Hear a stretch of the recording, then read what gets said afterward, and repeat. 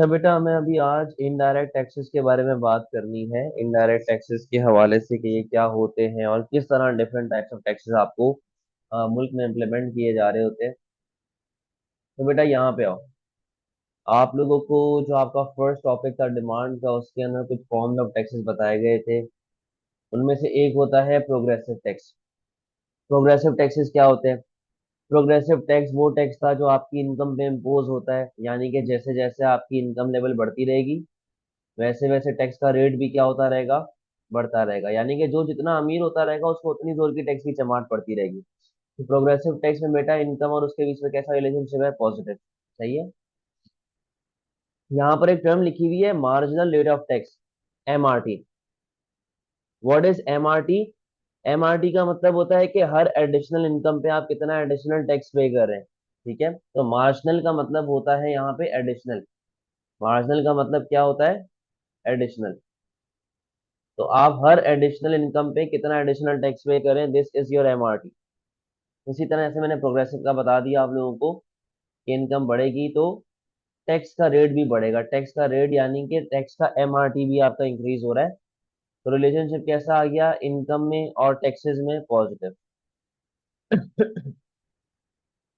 अगर regressive tax की बात करें तो बेटा what is regressive tax? Regressive tax होता है on the production of goods and services. It is an indirect tax. ये वो टैक्स है जो गुड एंड सर्विसेज के ऊपर इम्पोज हो रहा होता है। अब ये बात मैंने आपको पहले भी बताई हुई है कि जैसे फॉर एग्जांपल, अगर मैं जाता हूँ और 100 रुपए का पेट्रोल भरवाता हूँ, तो 100 रुपए के पेट्रोल में मुझे 10 रुपया टैक्स पे करना है। ठीक है। जो मेरी बिल्डिंग का गार्ड है वो भी 10 रुपया टैक्स पे कर रहा है, मैं भी 10 रुपये टैक्स पे कर रहा हूँ। लेकिन उस 10 रुपए की ज्यादा इंपॉर्टेंस किसके लिए है? उस 10 रुपए की ज्यादा इंपॉर्टेंस उस चौकीदार के लिए, बिल्डिंग के गार्ड के लिए। मेरे लिए 10 रुपए की इतनी इंपॉर्टेंस नहीं है। तो रिग्रेसिव टैक्स क्या बोलता है कि जैसे जैसे बंदा गरीब होता रहेगा वैसे वैसे टैक्स की परसेंटेज भी क्या होती रहेगी? टैक्स की परसेंटेज बढ़ती रहेगी। तो ये आपका होता है रिग्रेसिव टैक्स। तो इनकम कम होगी, टैक्स की चमाट बढ़ जाएगी। रिलेशनशिप कैसा आ जाएगा यहाँ पे? नेगेटिव। लास्ट है proportional tax. Proportional tax also known as flat tax. Flat tax कहता है कि आपकी इनकम लेवल कुछ भी चल रही है, आपकी इनकम लेवल बढ़ जाए या आपकी इनकम लेवल कम हो जाए, उससे हमें कोई फर्क नहीं पड़ता। हमें एक फिक्स परसेंटेज ऑफ टैक्स दे दो। हमें एक फिक्स परसेंटेज ऑफ टैक्स दे दो। फॉर एग्जाम्पल 5% टैक्स पे कर दो। इट डजेंट मैटर आपकी इनकम क्या है, आप हमें 5% टैक्स पे कर दें अपनी इनकम लेवल के ऊपर। This is known as proportional या फिर फ्लैट टैक्स।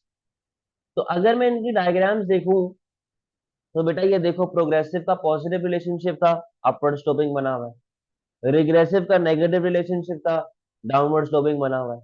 प्रोपोर्शनल में कोई रिलेशनशिप था ही नहीं। कहता है भले तुम्हारी इनकम बढ़े भले तुम्हारी इनकम कम हो, तुम हमें 5 रुपया टैक्स पे कर देना या 10 रुपया टैक्स पे कर देना, यहाँ पे आपका टैक्स रेट सेम रहता है। समझे बात को? तो ये बेटा कुछ बेसिक डिफरेंसेस थे बिटवीन डिफरेंट टैक्सेस। अभी हम लोग और भी थोड़ी सी डिस्कशन करेंगे। बेटा यहाँ तक कोई मसले वाली बात? यहाँ तक कोई मसले वाली बात?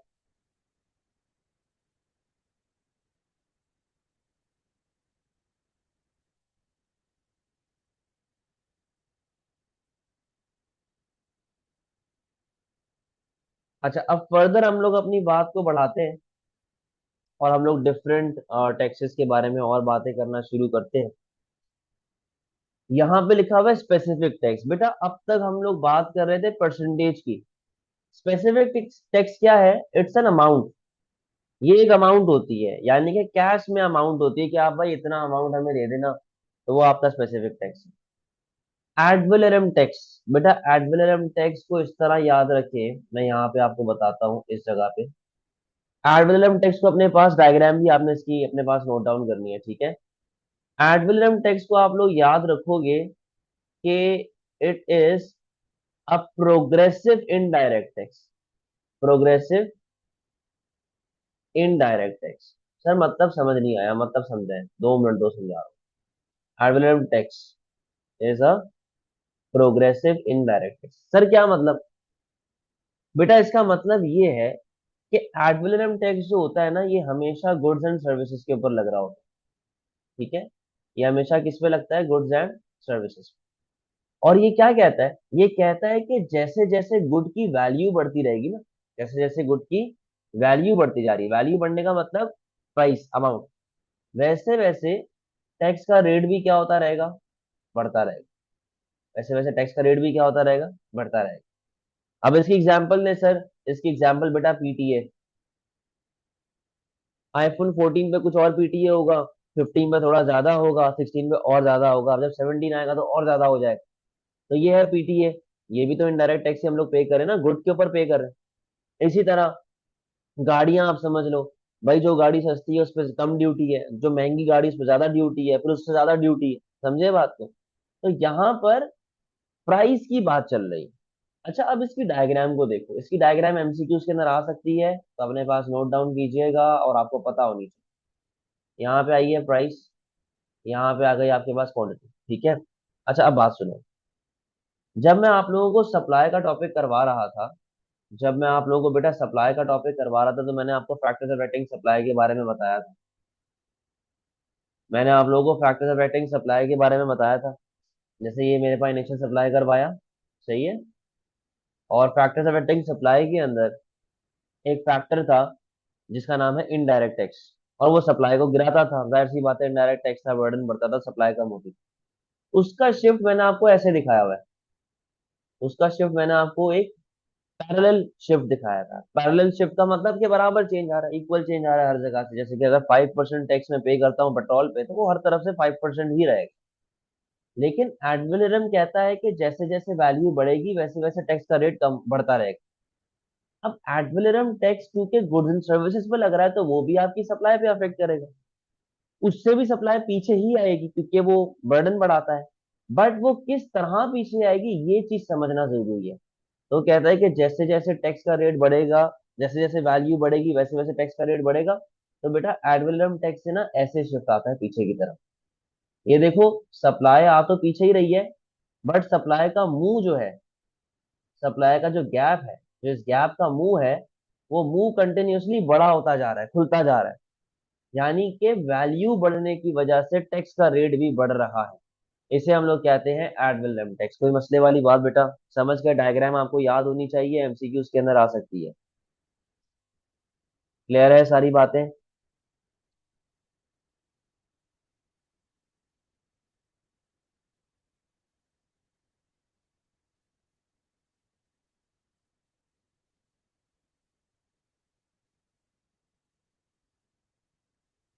चलो गुड। बस अब जो है ना, हमारी छोटी छोटी सी बातें हैं, उनको हम लोगों ने बस देखना है, और फिर हम लोग अपने टॉपिक की तरफ बढ़ रहे होंगे।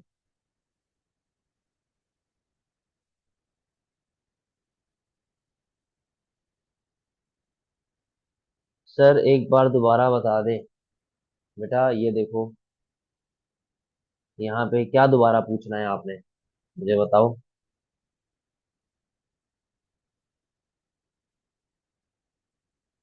ग्राफ में कुछ भी नहीं है। देखो, जब हम लोग नॉर्मल सप्लाई कर्व पढ़ते थे, नॉर्मल सप्लाई कर्व हम लोगों ने जो फर्स्ट क्लास में पढ़ा था, उसमें मैंने आपको ये बताया था कि ये नॉर्मल सप्लाई कर्व है। अगर इनडायरेक्ट टैक्सेस लगते हैं तो उसकी वजह से सप्लाई आपकी कम हो जाएगी, ठीक है, ऐसे पीछे की तरफ आ जाती है, क्योंकि वो बराबर टैक्स चल रहा है ना, इक्वल टैक्स चल रहा है। बट एड वैलोरम टैक्स के अंदर सप्लाई तो पीछे आएगी, बट क्योंकि महंगा होने की वजह से टैक्सेस और बढ़ जाते हैं, तो उसका मुंह ऐसा खुलता रहेगा। यानी कि देखो ना, इधर देखो, ये भाई फॉर एग्जाम्पल ये प्राइस चल रही है 5 रुपए, ठीक है। तो ये हमारे पास टैक्सेस लग गए, अगर 10 रुपए हो गए तो देखो टैक्सेस और बढ़ गए। समझे बात को? ये इस तरीके से वो तेजी से भी बढ़ना शुरू हो जाते हैं टैक्सेस। तो ये हिसाब किताब चल रहा है। क्लियर है?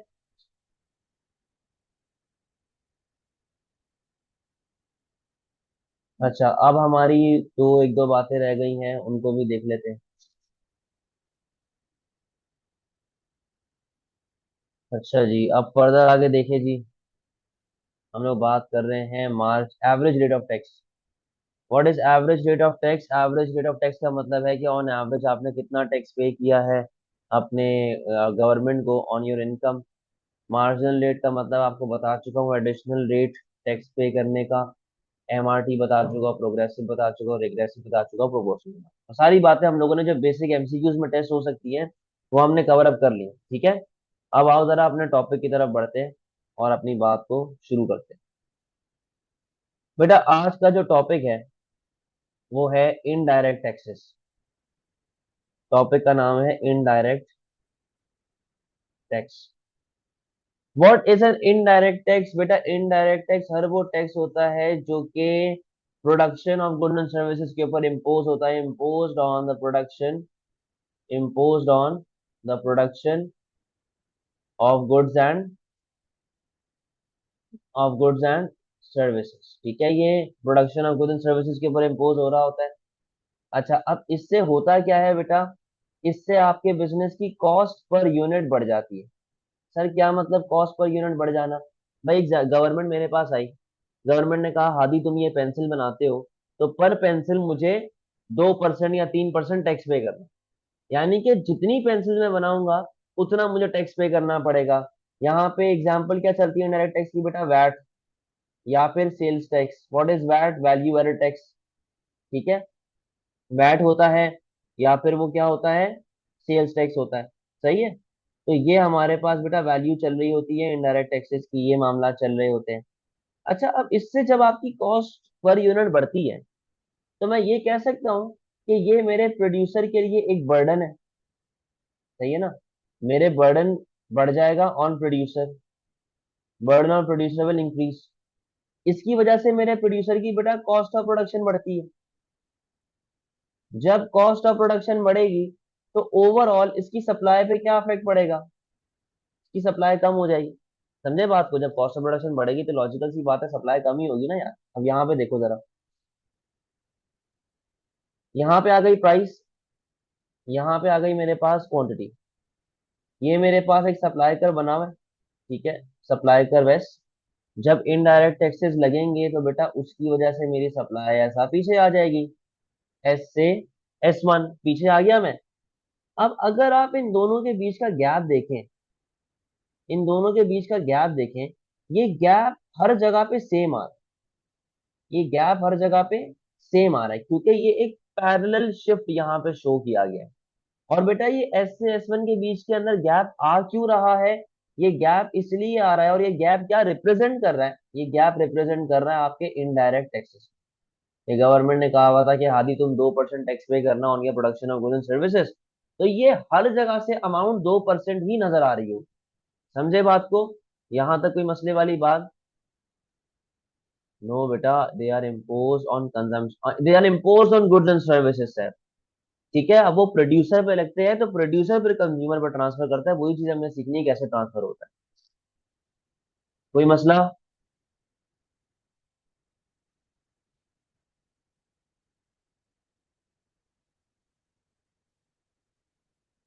चलो आगे बात करते हैं।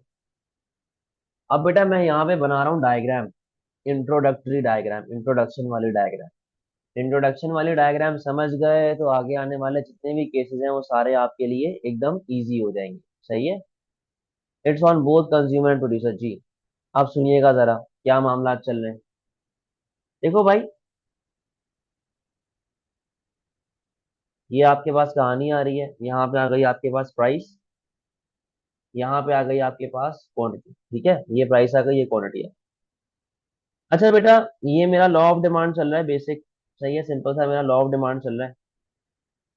इनिशियली मेरे पास जो है वो ये सप्लाई कर्व चल रही है। सही है, ये सप्लाई कर्व आ गई, supply curve S, equilibrium level E, equilibrium quantity Q, और बेटा इक्विलिब्रियम प्राइसेस क्या आ गई मेरे पास? ये आ गई। सही है, price level P quantity Q, यहाँ पे पॉइंट ए आ गया, यहाँ पे पॉइंट बी आ गया, यहाँ पे पॉइंट ओ आ गया। आपने सारी बातें एक्सप्लेन करनी है, कंज्यूमर सरप्लस क्या है, प्रोड्यूसर सरप्लस क्या है, रेवेन्यू क्या है, ये वो सारी बातें आपने उसको बता दी। ठीक है, तो आपने उसको बताया जी, total revenue plus consumer surplus plus producer, ये सारी कहानी बेटा आपने उसको यहाँ पे बता दी। हुआ क्या? गवर्नमेंट ने लगाए इनडायरेक्ट टैक्सेस। जब बेटा गवर्नमेंट इनडायरेक्ट टैक्सेस लगाएगी तो उससे आपकी सप्लाई कम हो जाएगी। ठीक है, आपकी सप्लाई जो है वो कम हो गई। आप आ गए भाई एस से S1। सही है, आप आ गए एस से S1, इक्विलिब्रियम ई से E1। इक्विलिब्रियम क्वांटिटी आपके पास कम हो गई। ठीक है, और बेटा इक्विलिब्रियम प्राइस आपके पास क्या हो चुकी है? इक्विलिब्रियम प्राइसेस आपके पास बढ़ चुकी है। सही है, और आपने यहाँ पे पॉइंट सी लिख दिया, चल भाई यहाँ पे आपने नया producer plus consumer plus revenue और ये सारी बातें आपने उसको बता दी। अब मेरी बात सुनो, कहानी पता है कहाँ पे चेंज होगी? कहानी ऐसी जगह पे चेंज होगी कि अब देखो, जब गवर्नमेंट एक प्रोड्यूसर पे टैक्सेस लगाती है, अगर गवर्नमेंट मुझ पर टैक्सेस लगाएगी तो क्या पूरे की पूरी चमाट मैं अकेला खाऊंगा? नहीं भाई, मैं थोड़ा सा चमाट कंज्यूमर पे भी तो ट्रांसफर करूंगा ना। मैं बोलूंगा भाई पूरी चमाट मैं क्यों खाऊं, तो मैं कुछ हिस्सा कंज्यूमर पे ट्रांसफर करूंगा। मैं कुछ हिस्सा कंज्यूमर पे ट्रांसफर करूंगा। अब यहाँ पे आओ, गवर्नमेंट ने इनडायरेक्ट टैक्सेस लगाए। फॉर एग्जाम्पल उनकी अमाउंट बन रही है 10 रुपए। ठीक है, 10 रुपए की अमाउंट बन रही है मेरे पास। ये डायग्राम देखो जरा। भाई एस से एस वन के बीच का गैप क्या है? एस से एस वन के बीच का गैप है इनडायरेक्ट टैक्स। यानी कि मैं उसको अगर यहाँ से मेजर कर लूँ, या मैं यहाँ से मेजर कर लूँ, या मैं यहाँ से कर लूँ, या मैं यहाँ से कर लूँ, हर जगह पे अमाउंट सेम आ रही होगी। मैं इसको कहीं से भी मेजर कर लूँ, हर जगह पे अमाउंट सेम आ रही होगी। यहाँ पर भी सेम ऐसे ही चल रहा होगा इस डायग्राम में, कि भाई मैं इसको यहाँ से मेजर करूँ, या मैं यहाँ से मेजर करूँ, या मैं यहाँ से मेजर करूँ, या मैं यहाँ से मेजर करूँ, तो बेटा हर जगह से अमाउंट सेम आएगी। यानी कि the distance, the vertical distance between two supply curves, the vertical distance between two supply curve, किस चीज का डिस्टेंस है वो? Indirect tax. समझे? अच्छा बेटा, नया इक्विलिब्रियम आ रहा है मेरा यहाँ पे, नया इक्विलिब्रियम आ रहा है यहाँ पे। तो यार जब एक लाइन यहाँ पे चल रही है, ये देखो एक लाइन चल रही है, तो मैं क्यों ना इसी लाइन को यूज करूँ नए इक्विलिब्रियम वाली। तो मैंने ये लाइन को यूज किया।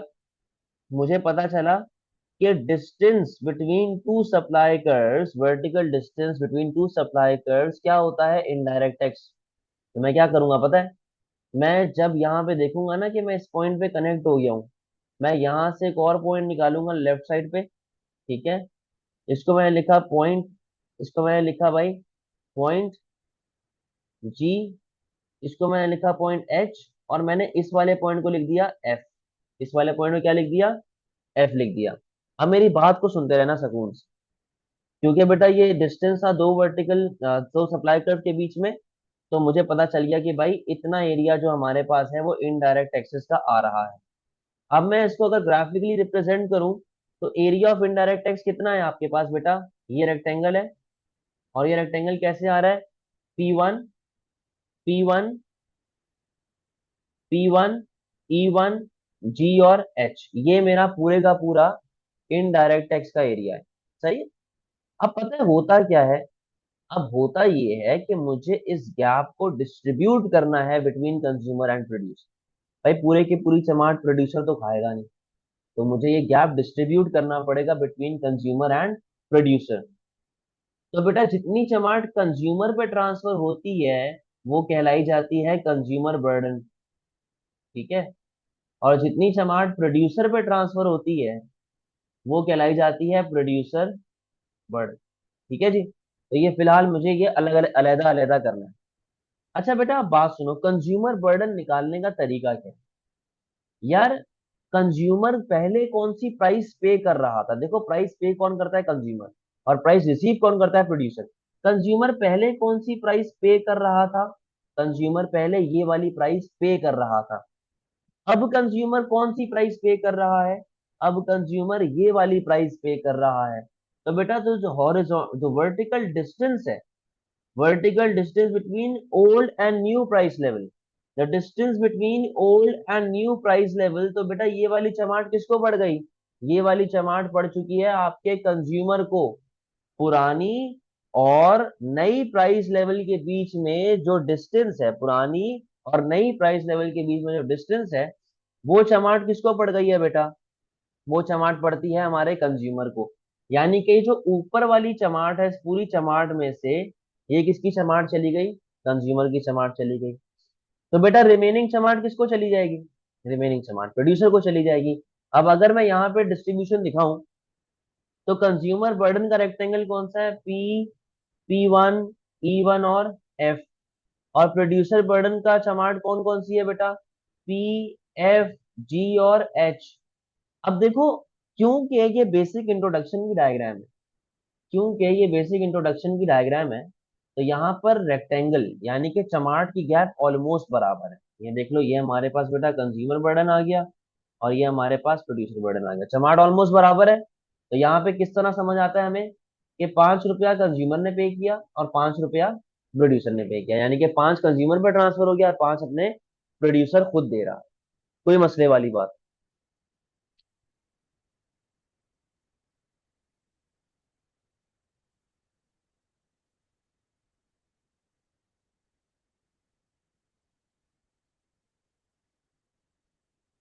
जल्दी से बताएं।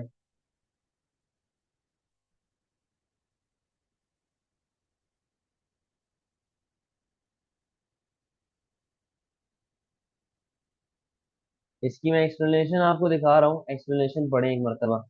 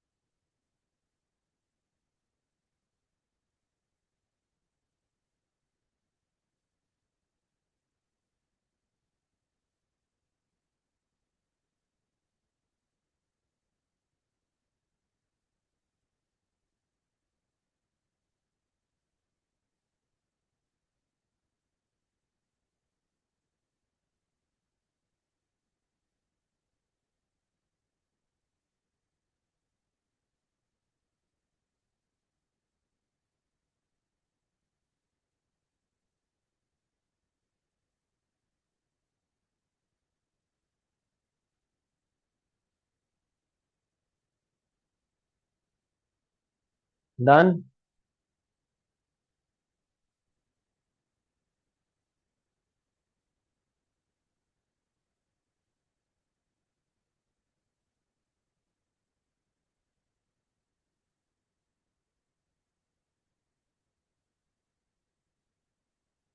डिक्रीज, इक्विलिब्रियम क्वांटिटी डिक्रीज होती है बेटा।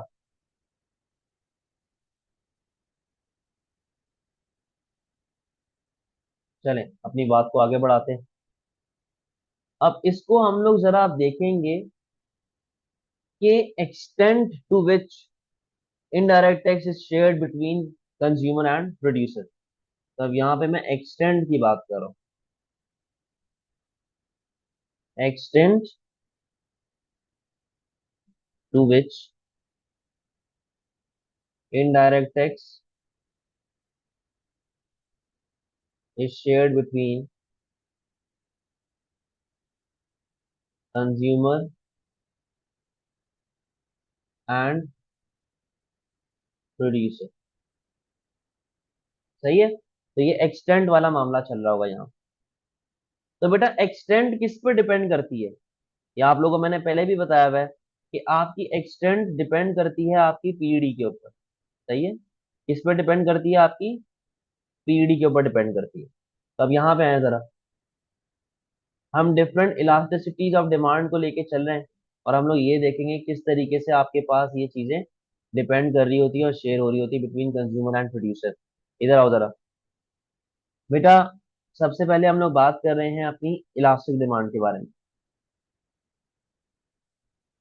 इलास्टिक डिमांड का आपको पता है कि कंपटीशन ज्यादा होता है, रिस्पॉन्सिवनेस ज्यादा होता है, सब्स्टिट्यूट ज्यादा होते हैं और वो लग्जरी गुड होता है। पीईडी इज ग्रेटर देन -1, ये कहानी आपके पास चल रही होती है। पीईडी ग्रेटर देन -1 होती है। देखो कॉन्सेप्ट पूरा सेम है, सेम डायग्राम बनेगी कि सप्लाई पीछे आ रही है, शिफ्ट आ रहा है, प्राइसेस बढ़ रही हैं, इक्विलिब्रियम क्वांटिटी कम हो रही है। बट थोड़ा सा जरा समझना है इस चीज को, गेम को देखना थोड़ा सा। ये देखो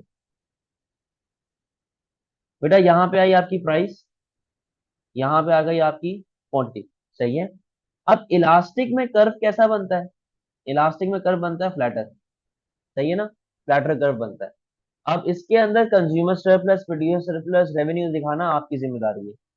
तो भाई इनिशियली आपके पास ये सप्लाई कर्व चल रही है, ठीक है, ये आपके पास इक्विलिब्रियम आ रहा है, ये इक्विलिब्रियम क्वांटिटी आ गई और ये आपके पास इक्विलिब्रियम प्राइस लेवल आ गई। सही है, ये फिलहाल आपकी कहानी चल रही है, price level P, quantity Q. भाई गवर्नमेंट आई, गवर्नमेंट ने लगाए इनडायरेक्ट टैक्सेस।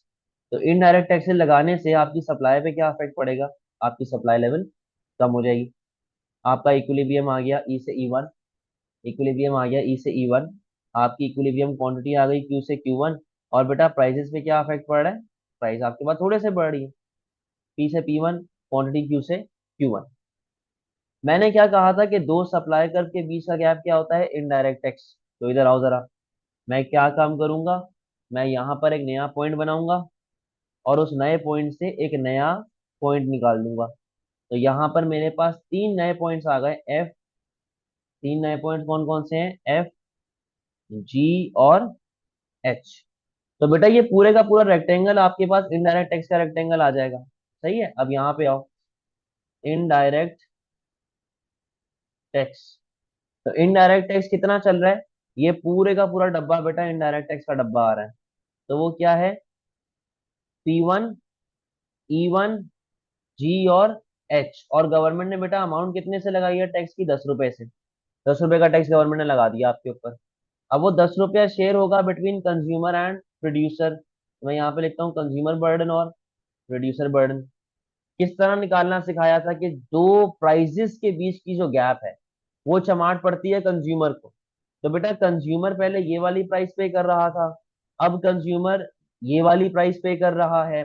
तो बेटा इन दो के बीच की चमाट किसको चली जाएगी, कंज्यूमर को।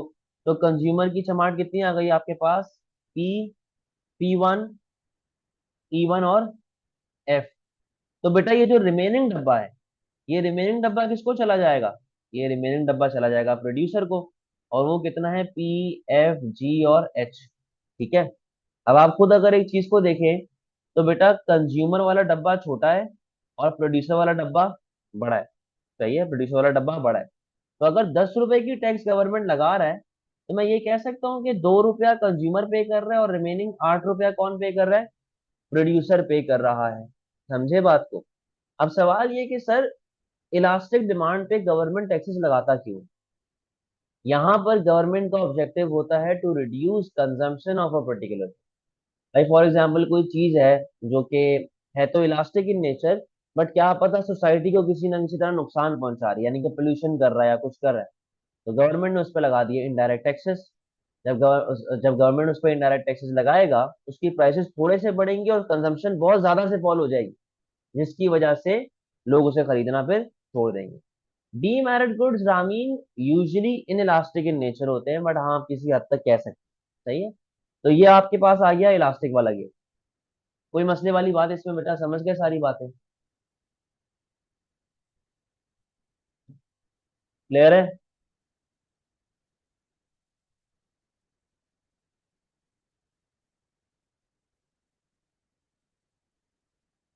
सर इलास्टिक डिमांड में लग्जरियस गुड होते हैं तो लगाना फायदेमंद होगा, तो मैं वही तो कह रहा हूँ कि अगर आपको उस चीज की कंजम्पशन कम करवानी है तो आप लगाओ।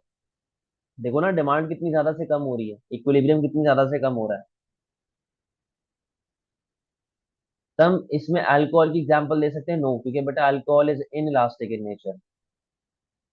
तो इसमें तो कंज्यूमर पे ज्यादा बर्डन पड़ना चाहिए तब चेंज आएगा, नहीं ना बेटा कंज्यूमर पे कहाँ ज्यादा बर्डन पड़ रहा है, इसके बारे में बात करूंगा वैसे अभी थोड़ी देर में, कि बर्डन क्यों इस पे ऐसे आ रहा है। सही है। चले सेकंड केस के ऊपर आ जाए। सेकंड आपका है बेटा इन इलास्टिक। इन इलास्टिक में वैल्यू क्या होती है, पीईडी लेस देन -1। वो क्या चल रहा होता है, कंपटीशन कम होता है, रिस्पॉन्सिव जी इम्पोर्टेड पे, रिस्पॉन्सिवनेस कम होते हैं, नेसेसिटी गुड होता है, for example alcohol, drugs, cigarette वगैरह। अब यहाँ पे इसकी डायग्राम देखो, इधर आ गई प्राइस, यहाँ पे आ गई आपके पास क्वांटिटी। कर्व कैसा बनेगा, एकदम सही है, स्टीपर कर्व बनेगा, एकदम स्टीपर कर्व। अब ये देखो जरा, भाई ये सप्लाई कर्व चल रही है, ये आ गया आपके पास इक्विलिब्रियम, ये आ गई आपके पास इक्विलिब्रियम क्वांटिटी, और बेटा ये आ गई है आपके पास इक्विलिब्रियम प्राइसेस। सही है, ये आ गई आपके पास इक्विलिब्रियम प्राइसेस। जब गवर्नमेंट इनडायरेक्ट टैक्सेस लगाएगा तो बेटा उसकी वजह से आपकी सप्लाई कम हो जाएगी, आपकी सप्लाई जो है वो कम हो जाएगी, और आपने ऐसा एक पैरेलल शिफ्ट शो करना है, इक्विलिब्रियम ई से ई वन। इक्विलिब्रियम क्वांटिटी आपके पास थोड़े से कम हो रही है, जबकि बेटा प्राइसेस कंपैरेटिवली बहुत ज्यादा से बढ़ रही हैं, प्राइसेस बहुत ज्यादा से बढ़ रही हैं। और क्वांटिटी सिर्फ और सिर्फ थोड़े से कम हो। ठीक है। अब अगेन यहां पर भी, यहां पर भी मैं यहां पर भी बेटा अगर गैप देखूं बिटवीन टू सप्लाई कर्व्स, तो वो गैप ये आ रहा। सही है, ये गैप आ रहा है बिटवीन टू सप्लाई कर्व्स। अब देखना जरा, मैं क्या करूंगा, अगेन यहाँ पर मैं पॉइंटर्स बनाऊंगा। एक पॉइंटर यहाँ पे बना, एक पॉइंटर यहाँ पे बना, और ये एक मेरे पास पॉइंटर आ गया जिसका मैंने नाम रखा एफ जी और एच। सही है, ये मेरे पास कहानी चल रही है। अच्छा भाई, अब यहाँ पे हो क्या रहा है, यहाँ पे हो ये रहा है कि अगेन वही वाली कहानी, आपको इनडायरेक्ट टैक्सेस शो करने किस तरीके से आ रहे हैं। इनडायरेक्ट टैक्स लग रहा है 10 रुपए का, 10 रुपए का लग रहा है। और एरिया क्या आ रहा है, P1 E1 जी और एच। सही है, P1 E1 जी और एच। तो ये आपके पास एरिया आ गया। अब आपने इसमें से कंज्यूमर बर्डन अलग करना है, प्रोड्यूसर बर्डन अलग करना है। तो बेटा मेरी बात सुनो, मेरी बात सुनो। प्राइसेस के बीच का गैप कौन पे करता है, कंज्यूमर। तो ऊपर वाला बर्डन किसका आ गया, कंज्यूमर का आ गया। तो कंज्यूमर का बर्डन बेटा कौन कौन सा एरिया बनेगा, पी P1 E1 और एफ। तो बेटा रिमेनिंग पोर्शन कौन पे करेगा, प्रोड्यूसर पे करेगा। वो क्या है, P F G और एच। अगर आप खुद देखो, कंज्यूमर बर्डन ज्यादा है और प्रोड्यूसर बर्डन कम है, तो मैं ये कह सकता हूँ कि 10 रुपए में से 8 रुपया इस बार कंज्यूमर पे कर रहा है, और बेटा 2 रुपया कौन पे कर रहा है, प्रोड्यूसर पे कर रहा है। ठीक है। तो यहाँ पर ऐसा गेम क्यों चलता है, यहाँ पर ऐसा गेम इसलिए चलता है क्योंकि बेटा it is inelastic in nature. तो गवर्नमेंट का ऑब्जेक्टिव यहाँ पे क्या है, गवर्नमेंट का ऑब्जेक्टिव है टू अर्न टैक्स रेवेन्यू। जैसे कि रामीन ने या पता नहीं किसने कहा था कि sir alcohol, alcohol is inelastic in nature, शराब is inelastic in nature, cigarette is inelastic in nature. तो गवर्नमेंट को पता है कि यार लोग सिगरेट पीना तो छोड़ेंगे नहीं, शराब पीना तो छोड़ेंगे नहीं, तो क्यों ना हम इससे पैसे कमा ले। तो गवर्नमेंट इम्पोज कर देती है बेटा इनडायरेक्ट टैक्सेस। जब गवर्नमेंट इनडायरेक्ट टैक्सेस को इम्पोज करती है, तो इससे गवर्नमेंट को फायदा होना शुरू हो जाता है। कोई मसले वाली बात।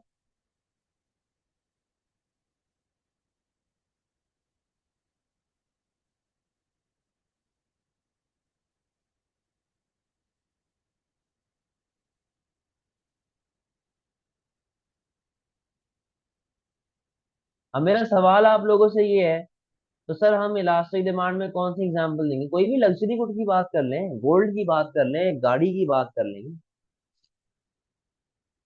अब मेरा आप लोगों से सवाल ये है कि यार एक बात बताओ, इलास्टिक में कंज्यूमर बर्डन कम है, इन इलास्टिक में कंज्यूमर बर्डन ज्यादा है, ऐसा क्यों।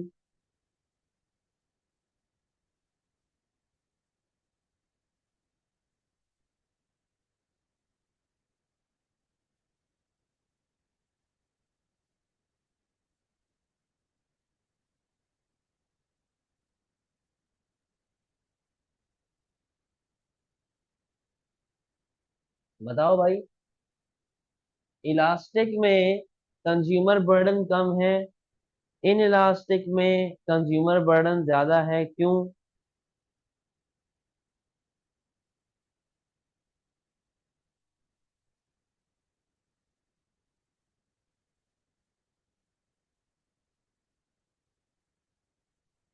फरीद कहता है क्योंकि इलास्टिक में कंज्यूमर के पास ऑप्शन ज्यादा है, वेरी गुड। अली मेहदी कहता है fewer alternatives and addictiveness nature in inelastic, very good. Elastic में सब्स्टिट्यूट होते काफी ज्यादा, प्राइस इलास्टिक प्राइस इंक्रीज कर नहीं सकते, शाबाश सामिया, वेरी गुड। इलास्टिक में more option, so producer has to keep more burden to himself to keep attracting consumer, Hadiya Usama, very good. चीते हो गए हो तुम लोग सारे, तुम लोग चीते हो गए हो। तुम लोगों ने बस एग्जामिनर की बजा के आ जानी है एग्जाम में, समझे, मेरी मत बजा देना गलत रिजल्ट बता के। वेरी गुड, एक्सीलेंट, जबरदस्त। बेटा इलास्टिक में कंपटीशन ज्यादा होता है, इलास्टिक में रिस्पॉन्सिवनेस ज्यादा होते हैं, इलास्टिक में ऑप्शन ज्यादा होते हैं। तो मैं साला क्यों ज्यादा पे करूं। भाई बीइंग अ प्रोड्यूसर, अगर आप एक ऐसी मार्केट में ऑपरेट कर रहे हैं जहां पे आपके पास कंपटीशन बहुत ज्यादा है, तो आप उसको कंज्यूमर को जाने नहीं दे सकते। आपको majority of burden being a producer अपने ऊपर रखना पड़ेगा, क्योंकि आपको पता है अगर मैंने कंज्यूमर में बर्डन डाला तो ये भाग जाएगा, तो मैं क्यों भागने दूं उसको। तो मैं मेजोरिटी ऑफ बर्डन अपने ऊपर रखता हूँ। मोहम्मद हुसैन कहते हैं इसीलिए क्योंकि सब लोग लग्जरियस नहीं खरीद सकते हैं, लग्जरीज नहीं खरीद सकते हैं, और इन इलास्टिक नेसेसिटी होता है तो कंज्यूमर बर्डन ज्यादा होता है। जबकि if I talk about in elastic demand, तो यहाँ पे सब्सिट्यूट्स कम, कंपटीशन कम, रिस्पॉन्सिवनेस कम। मुझे पता है कि मेरा कस्टमर के पास ऑप्शंस नहीं है, मुझे पता है मेरा कस्टमर कहीं और नहीं जाएगा, तो फिर जिबा करो इसको भाई, इससे पैसे निकलवाओ ना। आप क्यों अपने ऊपर बर्डन रखेंगे, पागल थोड़ी हैं आप। तो इसीलिए बेटा इन इलास्टिक में कंज्यूमर बर्डन ज्यादा होता है, इन इलास्टिक में कंज्यूमर बर्डन ज्यादा होता है, और इलास्टिक में प्रोड्यूसर बर्डन ज्यादा होता है। क्लियर है कोई ये पूरी कहानी भाई, समझ गए बात को।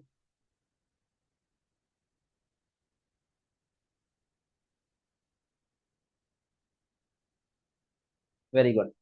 अब अगर क्वेश्चन आता है एग्जाम में कि सर ये बता दें कि how indirect tax is imposed in an economy and the extent to which it is shared between consumer and producer, तो बेटा स्टार्टिंग तो आप यहीं से लेंगे। आप बताएंगे इनडायरेक्ट टैक्स क्या होता है, आपने बेसिक कहानी उसको एक्सप्लेन की, बेसिक सारी बातें समझाई, आपने ये डायग्राम बनाई, और इसको आपने पूरा डिटेल किया है, बिल्कुल डिटेल में एक्सप्लेन किया है।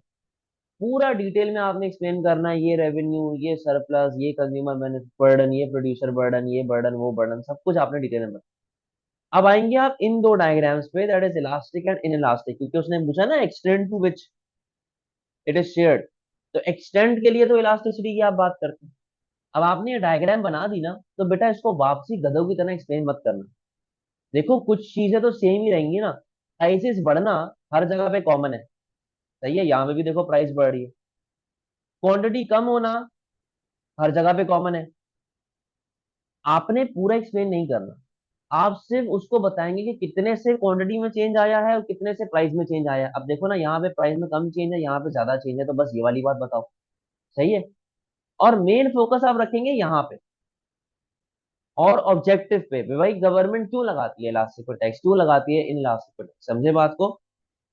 आपका मेन ऑब्जेक्टिव होगा ये एक्सप्लेन करना, और प्राइस की रेंज और क्वांटिटी की रेंज एक्सप्लेन करना, कि देखो प्राइस में थोड़ा सा चेंज आया, डिमांड में मतलब इक्विलिब्रियम में बहुत ज्यादा चेंज आया।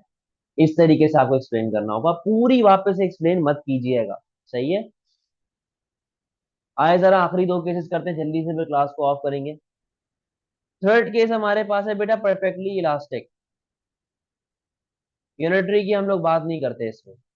Perfectly elastic PED equals to infinity. इधर आ गई प्राइस, यहाँ पे आ गई क्वांटिटी, ठीक है। अब ये देखो जरा, ये हमारे पास केस चल रहा है प्राइस डिमांड, सही है जी।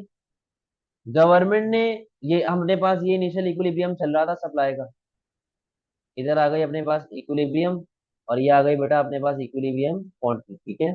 ये हमारे पास बेसिक कहानी चल रही है, इक्विलिब्रियम क्वांटिटी आ गई है यहाँ पे। जब गवर्नमेंट डायरेक्ट टैक्सेस लगाएगी तो बेटा सप्लाई पे क्या इफेक्ट आएगा, आपकी सप्लाई लेवल जो है वो फॉल हो जाएगी। आप आ गए एस से S1, इक्विलिब्रियम ई से E1, इक्विलिब्रियम क्वांटिटी आ गई बेटा Q से Q1, बट प्राइसेस पे तो कोई इम्पैक्ट आ ही नहीं रहा। तो बेटा जब कोई प्राइसेस पे इम्पैक्ट ही नहीं आ रहा, क्या कोई कंज्यूमर बर्डन होगा, नहीं। प्राइस ही नहीं चेंज होगी ना, तो कंज्यूमर क्यों एक्स्ट्रा पे कर रहा है भाई। तो कोई कंज्यूमर बर्डन बेटा यहाँ पर नहीं होगा। ये देखो S से S1 का गैप ये आ गया, इसको आपने पॉइंट F लिखा, इसको आपने पॉइंट G लिखा। बेटा ये देखो, यही आपका पूरे का पूरा टैक्स का एरिया है, यही आपका पूरे का पूरा टैक्स का एरिया है। और ये पूरे का पूरा कौन बेयर अप कर रहा है, प्रोड्यूसर, क्योंकि थाउजेंड ऑफ प्रोड्यूसर्स हैं producing same good, same quality, same price, तो all burden goes to producer. और प्राइस का तो कोई लिंक भी नहीं था, यहाँ पे चेंज ही नहीं हो रही। फोर्थ के ऊपर आए, परफेक्टली इन इलास्टिक।